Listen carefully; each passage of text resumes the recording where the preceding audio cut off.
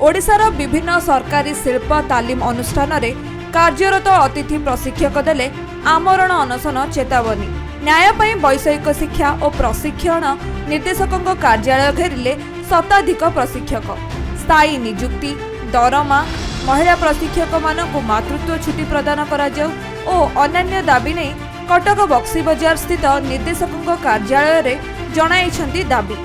जदि आगकु निर्देशक एही संवेदनशील प्रसंग उपरे दृष्टि न दियंती तेबे कलम छाड़ी न्याय पई निर्देशकों कार्यालय आगे अनिर्दिष्ट काल पर्यंत बसी रहिबा पई दाबी करिछि प्रशिक्षक संघ। आम दीर्घ वर्ष है 622 जन पीटीजे प्रत्येक आईटीआई रे समस्त कार्य रेगुलर एटीओ जो काम करुँच से कम आम करुचु, किंतु आमको कम दरमा दे स्टाफ सिलेक्शन माध्यम नुआ पिला मानकु पोस्टिंग करी आमको विगत दिन में बाहर करने समस्त चेष्टा चलई। तेणुक आमर जदि यही दाबी पत्र न माना जाए 7 डेज भितर आम ये आमरण अनशन करूँ बोली स्थिर करिछु।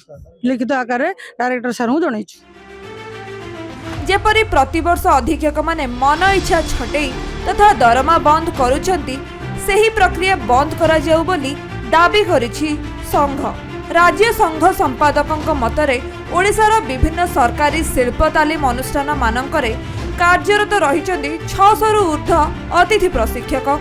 दीर्घ वर्ष धरी निरवच्छिन्न भावरे कम दरमारे कार्य संपादन करि आसुछि एही संघ।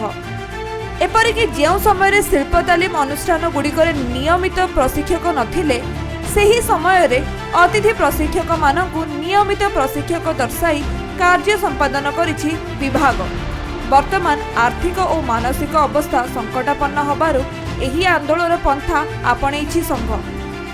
आम आज डायरेक्टर ऑफिस को आसबार मूल उद्देश्य है दीर्घ वर्ष है आम दाबी जन आसीचु एवं विभिन्न प्रकार प्रतिश्रुति पूर्वतन सचिव पूर्वतन निर्देशक माने देइछंती, किंतु आज पर्यंत आमको कौन प्रकार सुफल मिली ना। तेणु बाध्य होकर आम आसिलु डायरेक्टर को देखा करने एवं दाबी पत्र देइछु जे आमको जदि किसी न करा जाए स्थायित्व न दि जाए दीर्घ वर्ष है आम कम कर आमको स्थायित्व न मिले ताहले आगामी दिन में आम आमरण अनशन करने बाध्य हो बोलिक दाबी पत्र देइछु। 1994 मसीह वर्तमान पर्यंत कम कर। कटकरू आरित कुमार महापात्रंकर रिपोर्ट, खबर ओडिशा।